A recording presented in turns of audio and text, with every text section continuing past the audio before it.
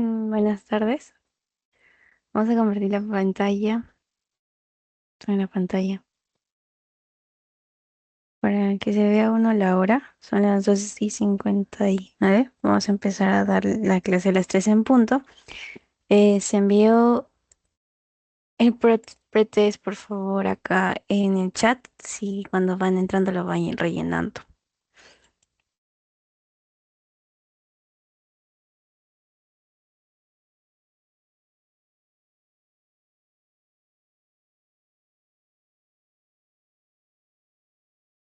Muy bien.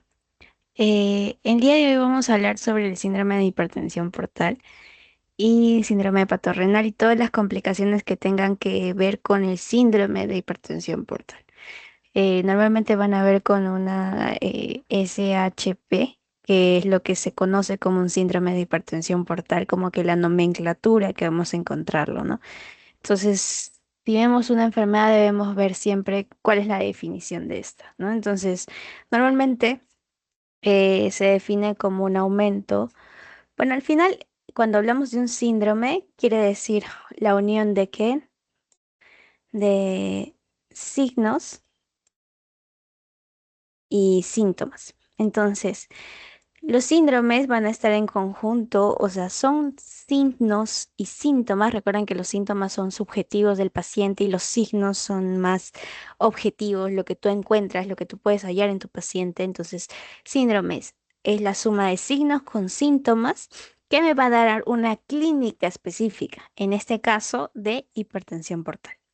Entonces, al ser un síndrome, va a ser un síndrome netamente clínico porque las manifestaciones que van a sobresaltar en el paciente van a ser, uno, en primer lugar, clínicas. Segundo, quizá manifestaciones laboratoriales o manifestaciones diagnósticas en cuanto al diagnóstico por imágenes y todo ello, ¿no?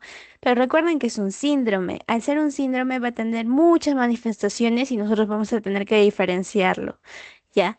Entonces, es un aumento continuo de la presión a nivel del sistema porta. Entonces, ustedes tienen que recordar eso porque la hipertensión portal es, actualmente es muy frecuente, o al menos no, bueno, no tan frecuente como una hipertensión arterial, pero tienen que tenerla en consideración porque existen muchos pacientes que son, que tienen factores de riesgo que te propensan a realizar este síndrome de hipertensión portal. ¿Ya? Entonces, normalmente tenemos acá nuestro hígado. Entonces, ustedes van a visualizar al hígado, van a poder verlo, pero pues siempre van a tener que recordar ustedes que el hígado, al igual que cada órgano, va a tener sus partes, ¿no? Entonces, existe una parte antes de que ingrese al mismo hígado, es decir, un síndrome de hipertensión portal o una hipertensión portal, un aumento de presiones, pero de causas suprahepáticas. ¿Qué me quiere decir esto? Antes de llegar al hígado. Cuando ya la hipertensión portal está afectando a la vía intrahepática o a la vía hepática, que también le pueden llamar, esos nombres le pueden poner, intrahepática, hepática, quiere decir que ya me está afectando a mi mismo hígado y la sintomatología o las manifestaciones clínicas que me van a presentar son diferentes y por eso tienen que saber diferenciar las causas, la lesión, dónde está localizado y otro, las manifestaciones clínicas como está en esta imagen de acá. La hipertensión portal infrahepática va a estar considerado después de que se vea, después del hígado, vías biliares, específicamente eso, ¿no? Vías biliares, vías, venas que llegan al hígado, el sistema por todo ello. Entonces, todo ello tenemos que recordarlo, anatómicamente hablando, ¿no? Eso ya ustedes ya lo conocen. Entonces, según las causas o según la etiología, la hipertensión portal se va a dividir en tres: suprahepática, hepática, infrahepática, según la localización de la lesión, si esto es en la aurícula derecha, si es antes de llegar al hígado o si es en el mismo hígado, en hepática, y si es posterior en vías biliares o en venas que llegan al hígado, infrahepáticas, debajo de, ¿no? Entonces eso tienen que tenerlo muy en cuenta. Cuando hablamos nosotros de causas que me dan una hipertensión portal suprahepática, o sea, antes de, más o menos ustedes se van imaginando qué órganos encontramos antes de que llegue a vía bueno, retorno, ¿no? Venoso. Pero uno, el corazón. Está antes, ¿no? Está como que más arriba, luego está más salida más abajo. Corazón. ¿Qué causas o qué cosas podrían causarme una hipertensión portal por parte del corazón? Insuficiencias cardíacas, ¿ya? ¿Qué más? Pericarditis. Recuerden que la pericarditis es la infección de las válvulas que habíamos visto, ¿se acuerdan de valvulopatías un poco? Que les había hablado un poquito de pericarditis. Entonces, la pericarditis es una infección que se alojan en las válvulas del corazón. Entonces, eso tienen que recordarlo. Pericarditis constrictiva. Si se dan cuenta, la mayoría de afectaciones va a ser uno en el mismo corazón o en la llegada al hígado. ¿Cuáles vendrían a ser? Por ejemplo, trombosis de venas suprahepáticas, es decir, antes de que llegue, ¿verdad? Encima de, supra siempre es encima de. El síndrome de Buchay es un síndrome que normalmente es una afección ya más que nada hepática, pero es muy complejo. Así que con tal que ustedes recuerden que las causas de una hipertensión portal suprahepáticas son, uno, afectaciones en el corazón. ¿Qué me puede afectar el corazón? Pericarditis, insuficiencia cardíaca y trombosis de venas suprahepáticas. Les digo porque normalmente preguntan, ¿ya? Entonces te ponen paciente con sospecha, o sea, te ponen todo un caso clínico. Te ponen paciente que sufre una insuficiencia cardíaca la cual desarrolla un síndrome de hipertensión portal. Dentro de las causas o dentro de la etiología, según la insuficiencia cardíaca, ¿dónde se localizaría la lesión? Entonces ustedes tienen que decir una hipertensión portal suprahepática, normalmente en el corazón, en la aurícula derecha, o sea, viendo eso, ¿no? Antes del corazón, hipertensión portal suprahepática, antes del corazón, antes del hígado, antes de llegar ahí. ¿Y qué manifestaciones clínicas normalmente van a presentar? Uno, ascitis, hepatomegalías dolorosas, ingurgitación yugular, en caso de orígenes cardíacos. Es importantísimo esta palabra porque normalmente lo ponen en examen o preguntas de exámenes. Te ponen paciente con ascitis, hepatomegalia, con ingurgitación yugular de origen cardíaco, pero refiere que el paciente no había tenido ninguna enfermedad o comorbilidad hepática anteriormente. Es decir, el hígado estaba sano cuando empezó todo este tipo de problemas. ¿Ya? A diferencia, cuando vamos a hablar en otras manifestaciones, por ejemplo, hepáticas, el hígado está enfermo desde el inicio. Por ejemplo, problemas crónicos, cirrosis hepática, eh, hepatopatías de manera general. Entonces, el hígado está enfermo cuando es una afectación en el hígado. Cuando es supra, antes de, el hígado estaba sanito al comienzo, ha llegado esta enfermedad y lo está tratando de convertir en un síndrome de hipertensión portal, que ya, bueno, eso, ¿no? Que ya sería una hipertensión portal. La hipertensión portal infrahepática, normalmente, igual que la suprahepática, el hígado normalmente no solo va a estar sano al comienzo, sino por toda la enfermedad el hígado va a estar sano, no tiene problemas fibróticos, no tiene problemas en este caso en el hígado mismo, porque ya la afectación está después del hígado, entonces eso tienen que recordarlo, ¿no? Si la hipertensión portal es suprahepática, normalmente el hígado está sano, pero en algún momento va a llegar a afectarlo, ¿no? Entonces, eso es lo que quiero decir. Pero si es una afectación de hipertensión portal de tipo hepática, el hígado va a estar enfermo desde que comienza la hipertensión portal. Normalmente pacientes cirróticos, normalmente pacientes que tienen hepatopatías, hepatitis B, C, son las que cronificas en realidad, todos esos, ¿no?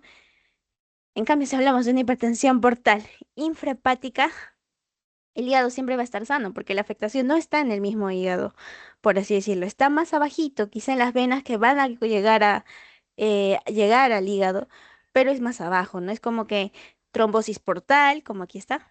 Causas de trombosis normal, trombosis esplénica, recuerden que es la trombosis que va a estar del vaso. Recuerden también la irrigación venosa, bueno, irrigación y también el retorno venoso, ¿no? Entonces eso también tienen que recordarlo.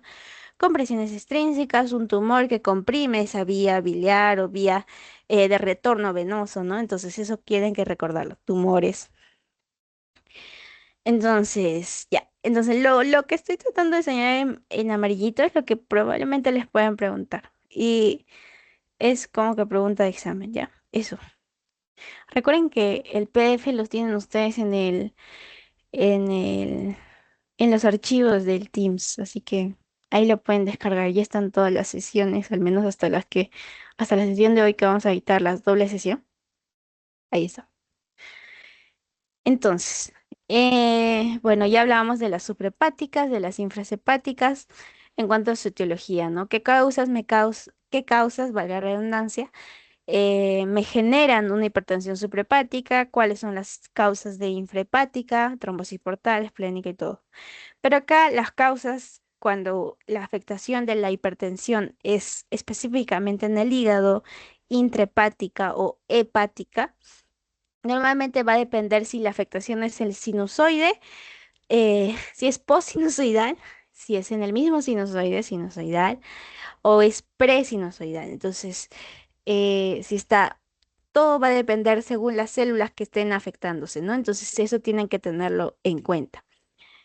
Si es postsinusoidal, la enfermedad es veno-oclusiva. Si es sinusoidal, normalmente la afectación es por algo que afecta al mismo sinusoide. ¿Qué cosas? Problemas cirróticos, problemas hepáticos, como hepatitis crónica y así, ¿no? Si es presinusoidal, todo va a depender de las células del hepatocito, ¿no? Entonces, el sinusoide. Esquistosomiasis, afectaciones infectológicas, linfomas, fibrosis hepáticas de tipo congénita, ¿no? Entonces, normalmente tus pacientes van a venir por problemas en el sinusoide por la afectación cirrótica o por hepatitis crónicas que pueden tener tu paciente, ¿no? Hepatitis C, hepatitis B que puede llegar a cronificar, ¿no? La C cronifica, C de cronificar, no se olviden de eso. Muy bien, ya hemos hablado de eso. La localización de la lesión va a depender de si es en hepática, si es post, sinusoide o presinusoidal. Pero acá también es importante que ustedes recuerden manifestaciones clínicas, que también creo que les puse en una pregunta de examen. Hay pregunta de pretest, ¿no? Entonces les pongo la hipertensión portal, sus características clínicas. Uno, que tiene ascitis. Voy a señalarlo acá con ascitis. Otro, que es una hepatomegalia dolorosa.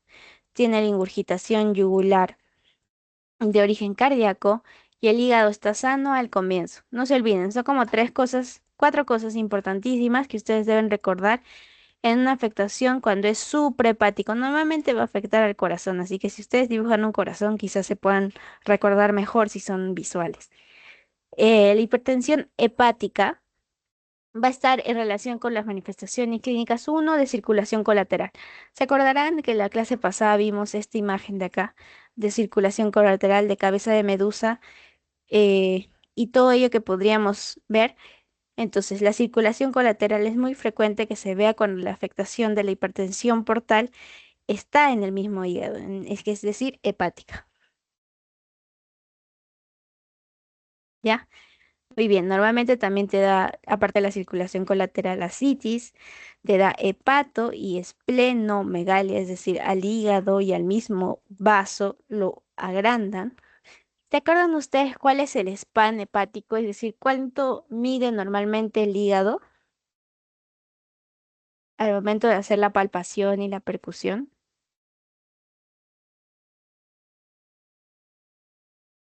¿Se acuerda alguien? El span hepático.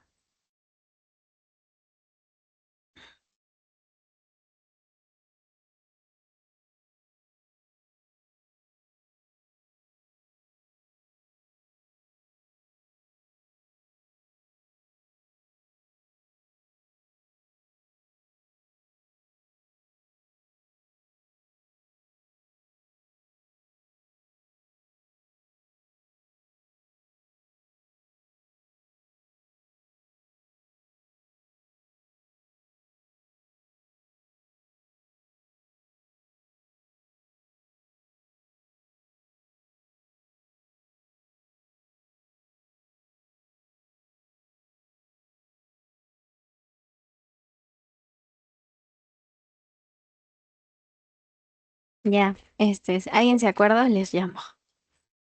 ¿Cuál es la distancia del span hepático que ustedes visualizan o miran cuando hicimos examen de abdomen? Lo vimos, ¿se acuerdan o no se acuerdan? Álvaro, ¿estás?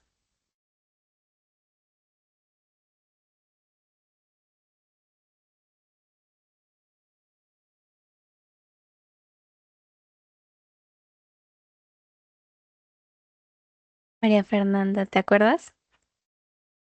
¿Alguien se acuerda cuánto mide el span hepático? O sea, la medida del hígado de manera de altura, me refiero, no de largo o de ancho, sino de acá a acá. Más o cuántos debe medir normalmente, que en el examen de abdomen se mide. ¿Se acuerda alguien? Bueno, normalmente son 12, ¿no? Entonces, 12 centímetros, obvio. Entonces, 12 centímetros nos ayuda a diferenciar o a tenerla en consideración para que nosotros podamos pensar y decir que hígado está dentro del rango normal. Si es mayor que esto, o sea, si ha crecido mucho, está debajo del reborde costal, unos 5 centímetros o más, normalmente es porque ya está grande. Entonces, a eso es lo que llamamos hepatomegalia, es decir, hígado grande. Esplenomegalia, me quiero referir al vaso. El vaso, normalmente habíamos dicho que en el examen de abdomen no se palpa. Entonces, ¿qué pasa si lo palpas o lo percutes? Es porque ya existe una esplenomegalia, ¿no? ¿Qué otra cosa tienen que recordar ustedes? Las varices de tipo esofágicas, las hemorragias digestivas, el hígado enfermo desde el inicio, eso no se olviden, palabras claves creo. La, sintomatología de una hipertensión portal de causas infrahepáticas normalmente te va a dar primero esplenomegalia. No te da una hepatomegalia porque justamente el hígado está sano. No te hace crecer el hígado, pero sí te va a hacer crecer el vaso.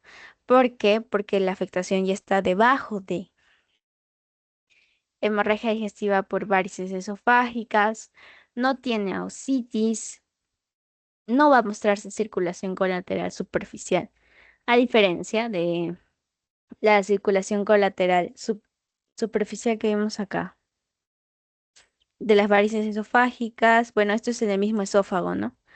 ¿Dónde está? Aquí está, circulación colateral, para que ustedes lo tengan en consideración.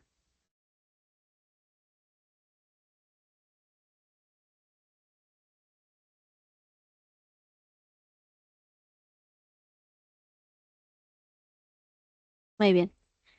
Entonces, la clasificación de estas va a ser según el nivel de obstrucción, justo lo que estábamos viendo, si es infrahepática, si es intrahepática o también pueden llamarles hepática, si es suprahepática, antes de, entonces si es debajo de, prehepática o antes. Las palabras claves, como para que ustedes se recuerden, ¿no?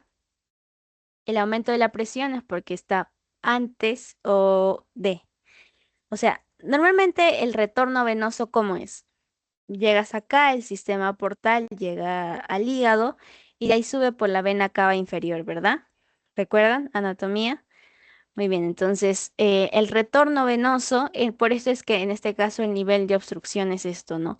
Yo le digo debajo del hígado, pero el retorno venoso va a ser antes de llegar al hígado, ¿no? Según el retorno venoso, a eso se refiere. Intrahepática, que ya está afectando a mis sinusoides. Suprahepática, que es poshepática, lo que quiere referirse es según el retorno venoso, ¿no? Si en el retorno venoso, recuerden, sistema portal, hígado y vena cava para el corazón. Entonces eso tienen que recordarlo. Muy bien, según el retorno venoso, después del hígado. Algunas complicaciones que me da el síndrome de hipertensión portal que no se trata son uno, varices esofágicas. Cuando vean gastro van a ver que en el esófago es muy característico que vengan pacientes con hemorragias digestivas altas, en- activas, por varices esofágicas y es muy difícil tratar. Los gastros tienen que ser, o sea, tienen que ligar, hacer endoligaduras y, y bueno, también hay unas esofagitis en el mismo estómago, ¿no? Perdón, varices, perdón, en el mismo esófago. Y son como tal, ¿han visto las varices que generan en la pierna de pacientes con insuficiencia venosa? Es parecido a cuando esto se genera en el estómago. Las varices se distienden mucho y se puede ver en el esófago y en el mismo estómago. Gastropatía de hipertensión portal. El síndrome hepatorrenal. Recuerden, peritonitis bacteriana espontánea, también ascitis, esplenomegalia, que son como que son causados ¿por quién? Por la hipertensión portal. Entonces eso tienen que recordarlo y tener muy en consideración porque eso a veces preguntan complicaciones de hipertensión portal, ¿no? Y la citis sería una complicación de tener esta enfermedad.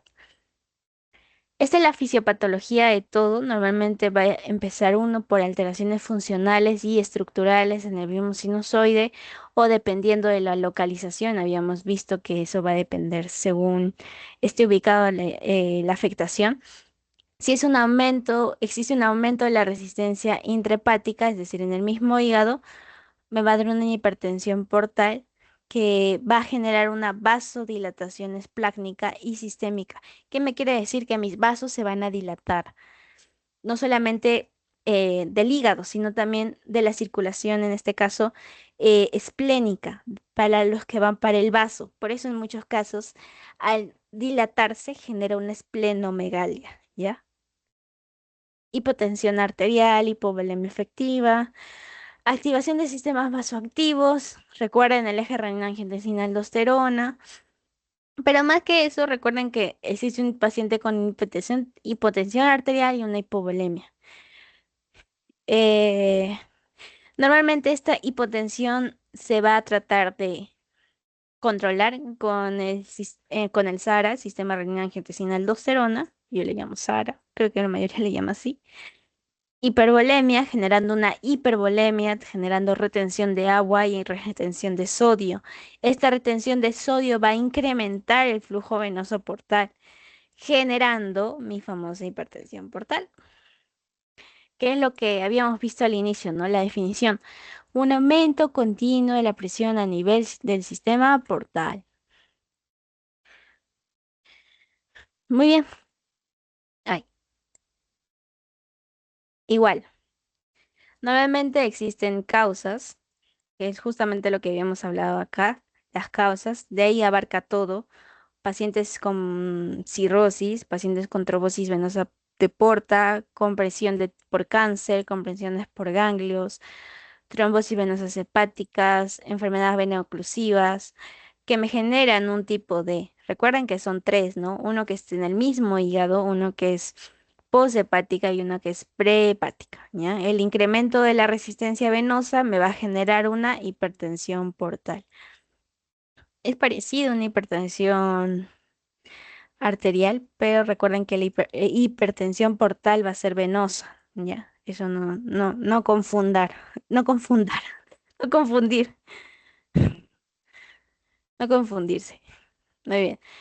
Las manifestaciones clínicas, normalmente cómo viene tu paciente, cómo lo vas a describir en la historia clínica, es uno, circulación venosa colateral, otro, ascitis.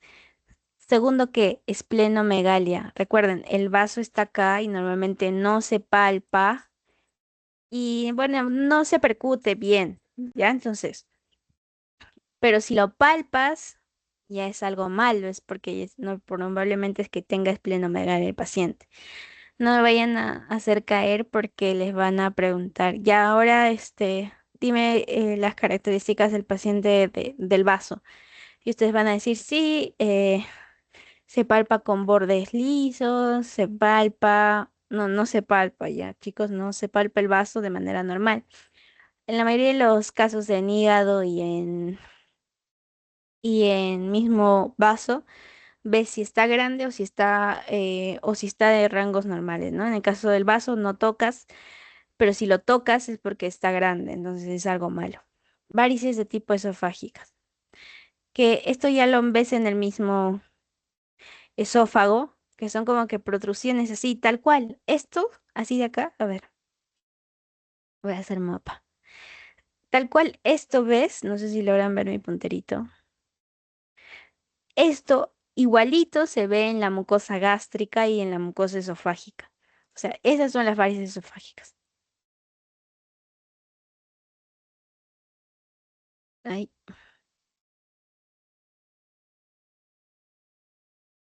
Muy bien, ¿cuál es el diagnóstico de una hipertensión portal? Normalmente es por anamnesis, historia clínica, examen físico, que es parte de la historia clínica, exámenes complementarios. Entonces recuerden, anamnesis, consumo de alcohol, fármacos hepatotóxicos, antecedentes epidemiológicos, recuerden, virus de la hepatitis B, virus de la hepatitis C, que cronifica, la B y la C cronifican. Entonces, normalmente tienen que tener eso en consideración. Preguntar, señor, ¿usted ha tenido en algún momento parientes o usted mismo ha tenido algún tipo de enfermedad, una hepatitis, cualquier tipo? Entonces, ustedes tienen que tenerlo ahí en cuenta, ¿no? Especialmente la B y la C. Toma o consume algún medicamento y ustedes tienen que anotarlo ahí. Consumo de alcohol, que es muy frecuente con dentro de los factores de riesgo de pacientes que vengan con una hipertensión portal que se encuentre, ¿no? Dentro del examen físico lo que vas a buscar es uno, circulación colateral, pero normalmente tus pacientes no vienen con una circulación colateral. Y si vienen en una circulación colateral es porque ya es muy, eh, ¿cómo decirlo? Ya está muy avanzado, por lo tanto, por lo tanto,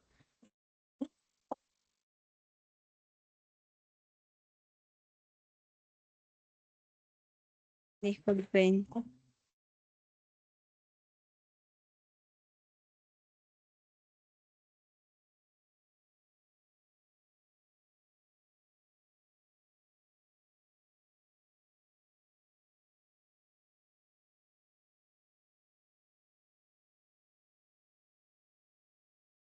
ya, perdón. Entonces, normalmente en el examen físico se va a poder encontrar circulación colateral cuando la enfermedad ya está súper avanzada. La cabeza de medusa también puedes encontrar que justamente es esta. Es como una bola y luego sus, sus patitas de la medusa. O sus, ¿cómo se llama? No sé cómo se llama. Pero bueno, es tal cual, una cabeza de medusa. Ascitis, que es la inflamación, en este caso líquido en el espacio peritoneal, esplenomegalia, varices esofágicas. ¿Qué otras cosas puedes ver? Pacientes ictéricos, pacientes con encefalopatías, que es una complicación de la hipertensión portal, que lo vamos a ver más adelante porque es muy importante que lo tengan en cuenta. Aliento hepático, normalmente huelen. El aliento hepático, ¿saben a qué se refiere el aliento hepático? ¿O alguien quiere ayudarme a pensar más o a qué podría ser?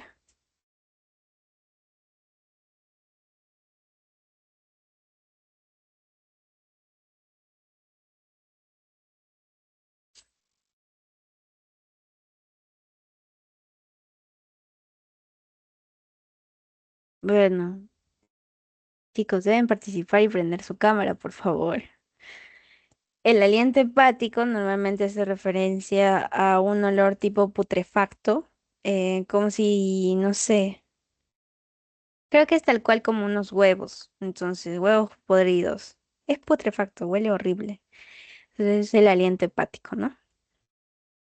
Hipotensión ortostática, ¿qué quiere decir esto? Cuando tu paciente está en una posición, va a bajar su presión.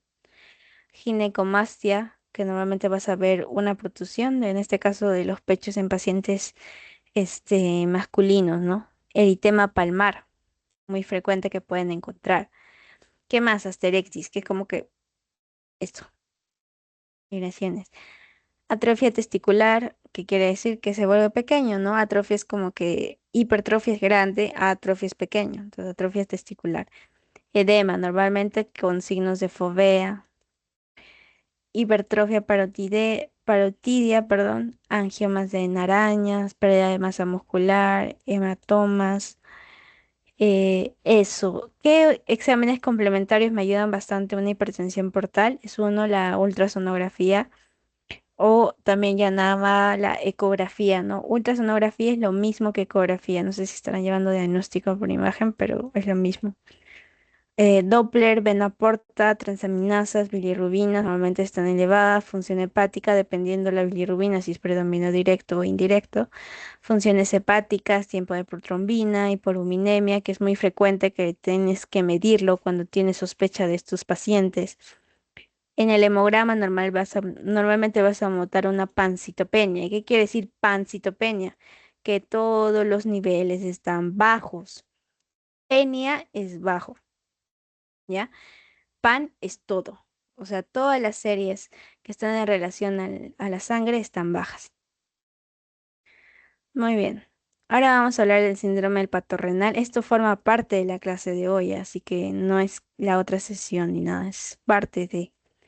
El síndrome hepatorrenal es una complicación muy grave de los pacientes con cirrosis y ascitis. Estos pacientes normalmente van a caracterizarse por una insuficiencia renal de tipo funcional sin daño estructural, cirrosis avanzada o insuficiencias hepáticas, ¿no? El tratamiento en este caso, en muchos casos, va a depender según la patogenia de que se esté dando, pero ustedes deben recordar que la clasificación de un síndrome, en este caso hepatorrenal, es por la afectación tanto renal como la afectación o la insuficiencia hepática. Entonces, la forma de presentación va a depender mucho para clasificarlo, si es intensa, si es de inicio, según su intensidad, perdón, según su forma de inicio y según su evolución, ¿no? Y según el pronóstico en este caso, nosotros vamos a basarnos específicamente en esto porque pueden preguntarles el tipo uno y el tipo 2. Normalmente les pueden decir el tipo uno que es muy rápido, muy progresivo y el tipo 2 que es muy lento y es como en semanas. Normalmente el tipo uno pueden llamarlo agudo y el tipo 2 tipo crónico, ¿no? Pueden llamarlo, pero se dice tipo uno y tipo 2 en caso de un síndrome hepatorrenal. Especialmente recuerden estos que en el tipo uno es espontáneo, existe un factor que ha precipitado toda la manifestación clínica. Normalmente tienes oligoanúrica, creatinina al doble, o sea, su función renal está como que al tope, su creatinina está muy, muy elevada. 2 semanas de supervivencia si el tratamiento es adecuado, ¿no? En cambio, en el tipo 2 normalmente la evolución es lenta, está asociada a citis refractaria, pueden desarrollar síndrome de hipertensión, en este caso, deterioro renal. eh, Normalmente pueden sobrevivir de 4 a 6 meses, a diferencia del tipo uno, ¿no? Entonces, mm, según la patogenia, cómo se genera una síndrome de hipertensión por síndrome hepatorrenal, primero empieza todo por la cirrosis, la maldita cirrosis. Existe un aumento de la resistencia vascular intrahepática en mi mismo hígado, generando nuestra famosa hipertensión portal. Y esto es gracias a toda la fisiopatología que hemos visto acá, ¿no? Incremento de presiones y todo ello. Me va a generar una vasodilatadores esplácnicos. Esplácnicos quiere decir vaso, es lo mismo. Esplécnico, todo lo que tenga que ver con esplec, vaso. Vasodilatadores esplácnicos que va a generar que una incapacidad cardíaca para comenzar la precarga va a disminuir, generando una hipovolemia arterial. Si hay una hipovolemia arterial, va a disminuir la presión arterial. Entonces el paciente va a estar con hipotensión. Va a tener una estimulación de sistemas vasoconstrictores, generando una vasoconstricción renal. Al generar una vasoconstricción renal, los vasodilatadores renales van a disminuir. Esto es lo que causa un síndrome de pato renal. Todo gracias a una cirrosis que se convierte en una hipertensión portal. Normalmente el tratamiento no les compete aún a ustedes, pero para que ustedes lo tengan ahí en consideración. La clínica, y es lo que nos importa, cómo viene tu paciente a la emergencia. Creatinina sérica al doble, como habíamos visto en aumento, está súper elevadísima. Sedimento de orina normal. Sedimento de orina normal se refiere a que normalmente puede ser por un problema infeccioso y ahí lo descarta, ¿ya? Proteinuria nula o mínima, en este caso, ¿cuántas veces, o sea, cuánta proteína encontramos en la orina, ¿no? Menos de 500 miligramos. Tasa muy baja de excreción de sodio, menos de 10 mioequivalentes por litro. Y el diagnóstico normalmente se va a dar por una cirrosis con ascitis, creatinina mayor a 1,5. Esto ya es como para que lo lean ustedes. Existen criterios diagnósticos adicionales que me ayudan bastante a que nosotros podamos entender cuáles o qué cosas forman parte de un síndrome de hepatorrenal, ¿no? Los pacientes con un avanzado daño hepático o los pacientes con un síndrome de hipertensión portal que genera una injuria aguda del riñón, la evaluación va a ser muchas veces incluida el sedimento urinario, ¿no? Como que tienes que ver específicamente qué es lo que está afectando. Si la etiología es por causas de una insuficiencia o un IRA, insuficiencia renal aguda, la clínica en muchos casos, esto ya es el tratamiento, ¿no? Esto es un organigrama, es lo que les estaba tratando de explicar ahorita. Es un organigrama que nos ayuda bastante a ver qué cosas hago. Le aumento albúmina, le disminuyo albúmina, le doy algún tipo de diuresis, mantengo la diuresis, según la afectación que tenga mi paciente, ¿no? Pero eso ya es más allá, creo que no les pueden preguntar. Lo que sí les podrían preguntar es la clínica que podría venir el paciente. Paciente con ascitis, paciente con creatinina sérica demasiado elevada, ¿no? Que es lo más frecuente que venga tu paciente. Muy bien, ahora vamos a hablar de la encefalopatía hepática. Normalmente la encefalopatía de tipo hepática va a estar en relación a la disfunción cerebral secundaria, ¿no?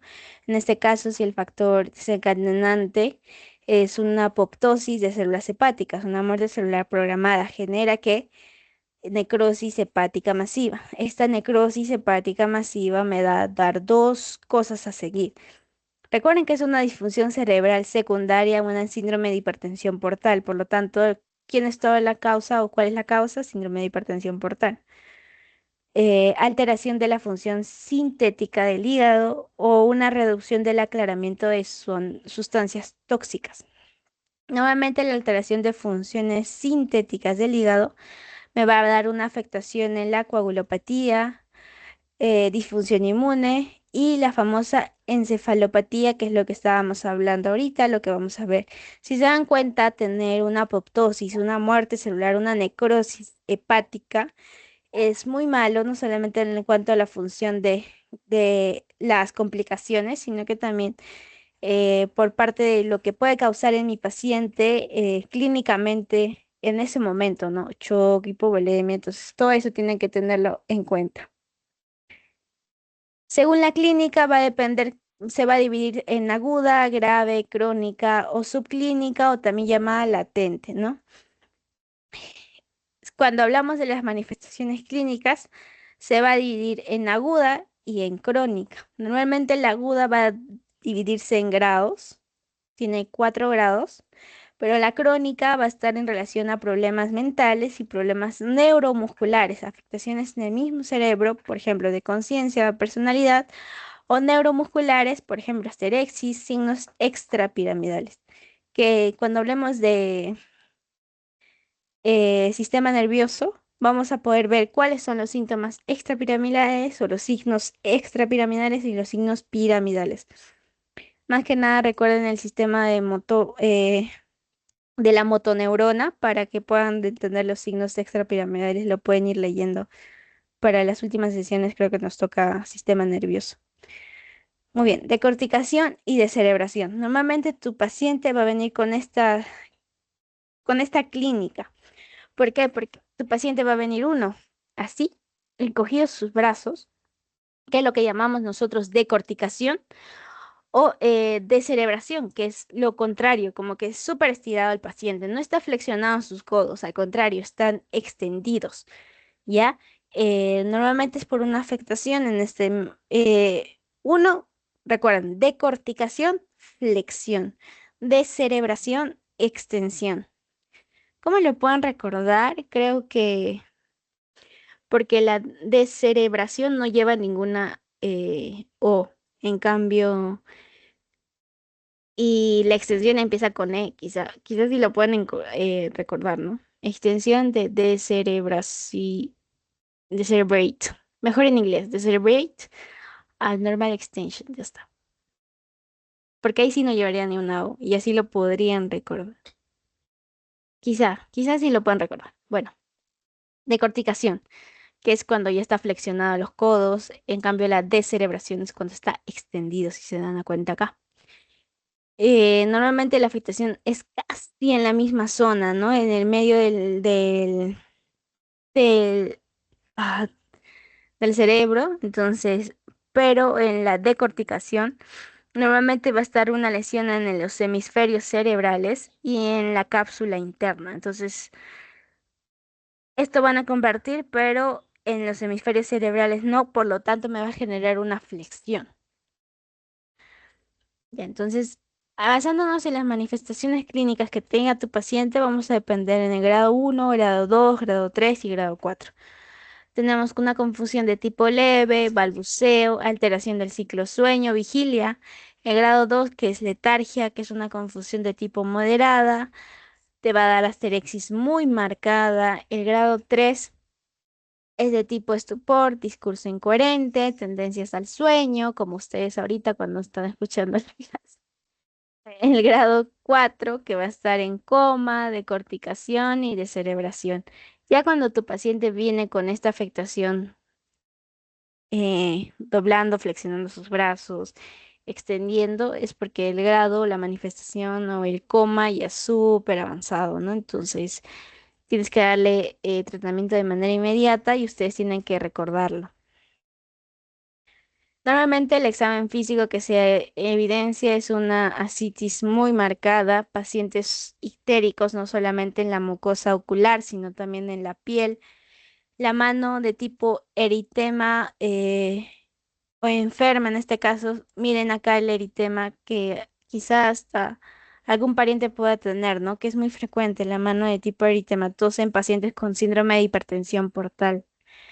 En la mano enferma antes del tratamiento, normal te da como, no sé si, bueno, cuando lleguen trauma te van a ver, pero es como que recuerdan que acá tenemos full tendones, ¿verdad? Que nos ayudan a poder realizar la flexión y la extensión. Esto es como que un dedo en gatillo o algo así. Ayuda mucho, es que se atora, tal cual, y le duele mucho al paciente. Muy bien, ahora vamos a hablar de las. Ah, ya, esto es un mapa que, bueno, lo sacamos de una revista que normalmente nos ayuda a poder entender la clínica de la encefalopatía en adultos. Eh, Uno, viendo cuál es la afectación, ¿no? Si es la afectación de conciencia, si es la afectación, la función intelectual, si es en la personalidad, si es algo neuromuscular, si la afectación es algo neuromuscular. Normalmente va descendiendo, si se dan cuenta todos, ¿no? Es como que empieza por uno, incoordinación, asterexis, ataxia, luego va nistagmos, Babinski y llega al coma en cuanto al neuromuscular, ¿no? Pero si es cuanto a la conciencia, normalmente en un principio va a estar hipersomnolienta, con mucho sueño, va a perder la no te va a responder, por una pérdida de slow responses, letargio, va a estar letárgico tu paciente, estar desorientado, va a estar confuso y llega al coma, ¿no? En cuanto a la conciencia. Intelectual, normalmente tu paciente va a ir bajando, ¿no? Como en todo, en realidad, ¿no? La personal primero va a estar con una exageración, luego va a llegar a euforia, va a estar irritable y luego va a estar en paranoia y ya, bueno, no lo vas a poder evaluar. Muy bien, acá también les traje la etapa según la clínica, el estado mental que pueda tener y las alteraciones motoras que se pueden ver en una disfunción cerebral secundaria. Porque normalmente les pueden preguntar, ¿no? Dentro del grado uno se puede determinar una confusión aguda, obviamente, grado uno de tipo agudo, una confusión leve, apatía, agitación, ansiedad, euforia, pero en el grado 2 ya es como que estás somnoliento, ya no puedes, pelear con él, por así decirlo. El grado número 3, una mayor somnolencia, su lenguaje ya no lo puedes comprender. Y en el grado 4 ya es un coma, ¿no? Normalmente viene con coma o descerebración, postura de cerebración o de corticación, ¿no? Deterioro en la ejecución de pruebas psicomotoras, refiriéndonos a una etapa subclínica que normalmente podríamos decir como que crónica o tipo acá, como crónica, ¿no? Deterioro en la ejecución de pruebas psicomotoras. Normalmente en el grado uno vas a tener un temblor de tipo fino, fino, fino. La coordinación va a ser lenta. Tú le dices, bueno, este paciente realice esta actividad y quizás no va a poder llegar, ¿no? Se va a ir o va a demorar mucho, va a decir. Uno por uno por uno. Ya, bueno. Coordinación lenta. Asterexis, disartría. Y ahora que estamos hablando mucho de asterexis, me gustaría mostrarles un video de asterexis. Eh, Nos falta solo una diapo más. No se duerman, porfa. Pero me gustaría mostrarles eso. As-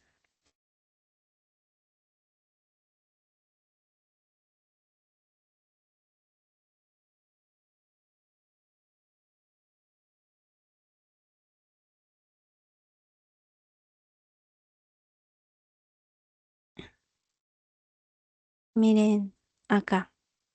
Era lo que estaba haciendo en mi mano, pero bueno, para que se les quede a ustedes también.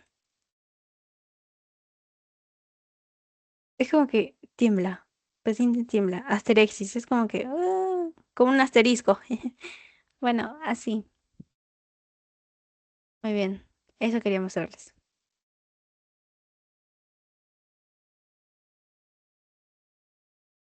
Ya, muy bien. Entonces, seguimos.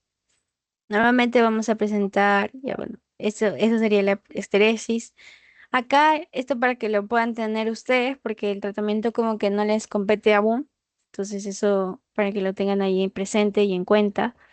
Los síntomas que son compatibles con una encefalopatía de tipo hepática, normalmente siempre debes confirmar una cirrosis hepática porque habíamos visto que es como que la causa de todo esto, ¿no? Entonces eso ténganlo en cuenta, el tratamiento, mantener un estado nutricional de manera adecuada, los diagnósticos diferenciales, porque normalmente viene un paciente en coma y no siempre vas a empezar en una encefalopatía hepática, sino que, por ejemplo, paciente en coma, pienso en la mayoría de los casos, una hemorragia, una ACV, una enfermedad cerebrovascular, una infección del sistema nervioso central, una meningitis, una epilepsias, demencia, delirio, o sea, todos son estos las causas neurológicas que me dan un coma o una alteración, una encefalopatía parecida a una encefalopatía hepática, ¿no?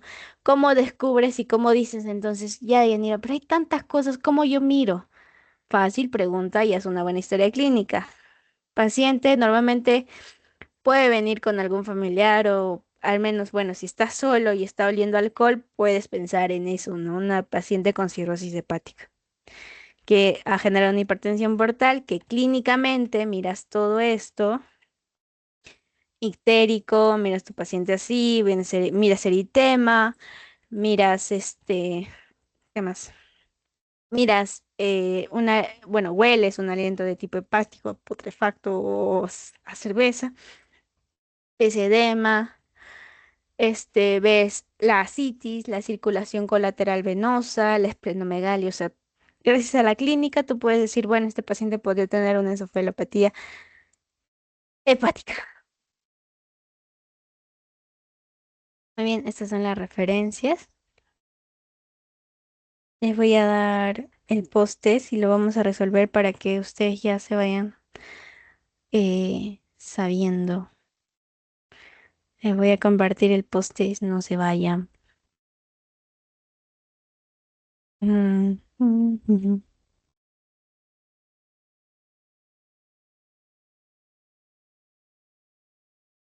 No sé si les dará, si no le vuelvo a enviar.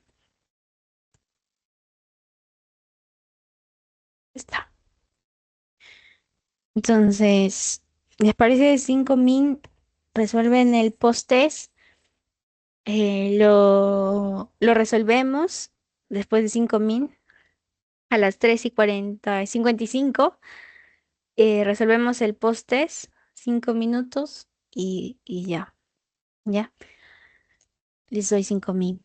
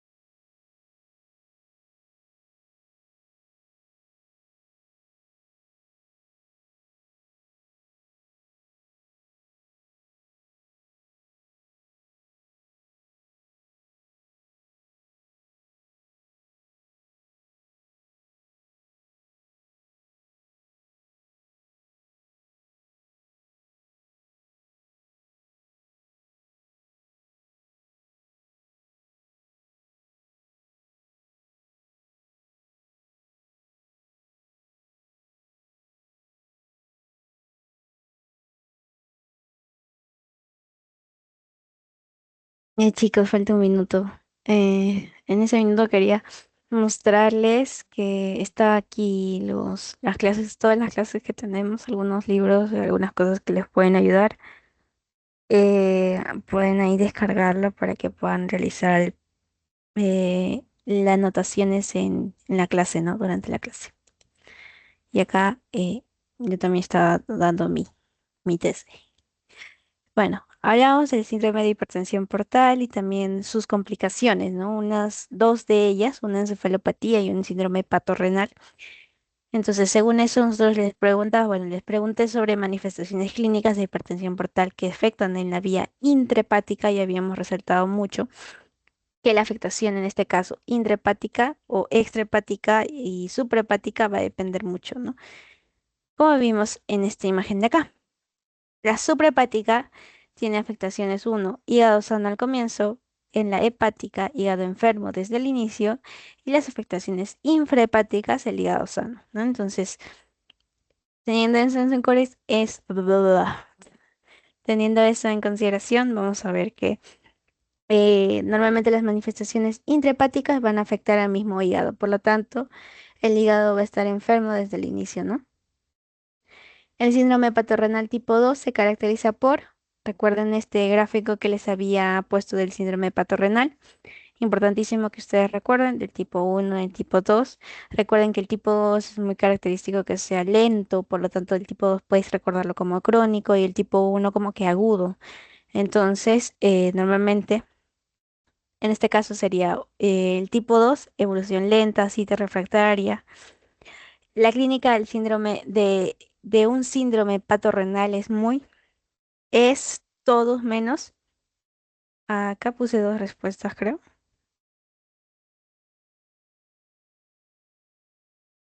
Es todo menos la proteinúria en rango nefrótico. Así que si han puesto todo, cualquiera de estos dos, vale. Se me pasó en este caso. Las manifestaciones clínicas de una encefalopatía hepática aguda se dividen, recuerden, grados, ¿no? Habíamos visto que son 4 grados. Me refiero a estos grados, no se olviden. A estos grados según la manifestación clínica, ¿no? Uno, 2, 3 y 4. En el cuarto y es un coma que les podrían preguntar. Causas de una hipertensión infrahepática. Recuerden estas causas, la etiología, solamente la primera diapo que vimos.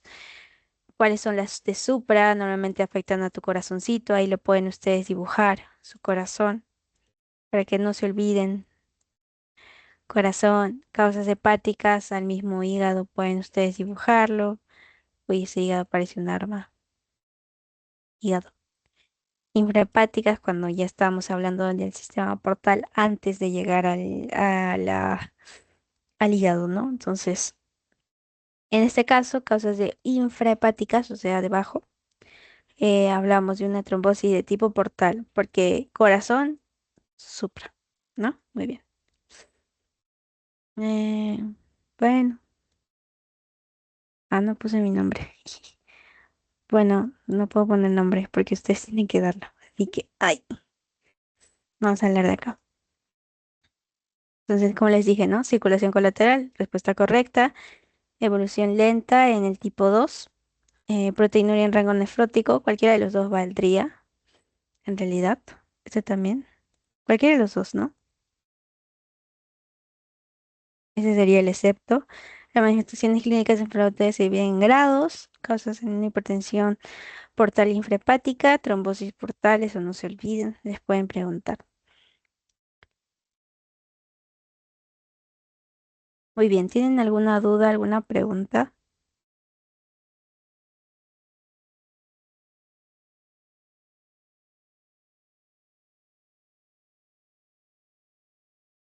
No se olviden la clínica de un síndrome patorrenal, ¿no? Creatinina sérica aumentada, sedimento de orina normal, proteinuria nula o mínima, o sea, no es en rango nefrótico, no es mayor a 3.5 gramos, mayor o igual.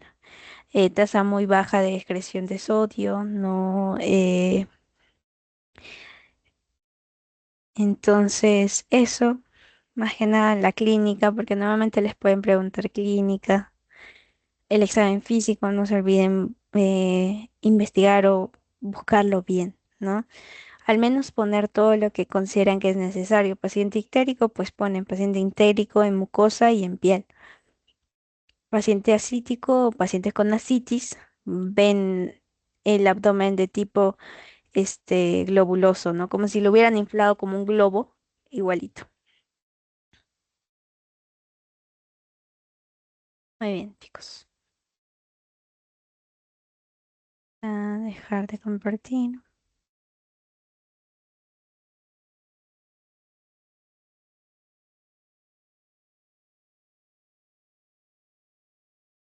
No se vayan, por favor.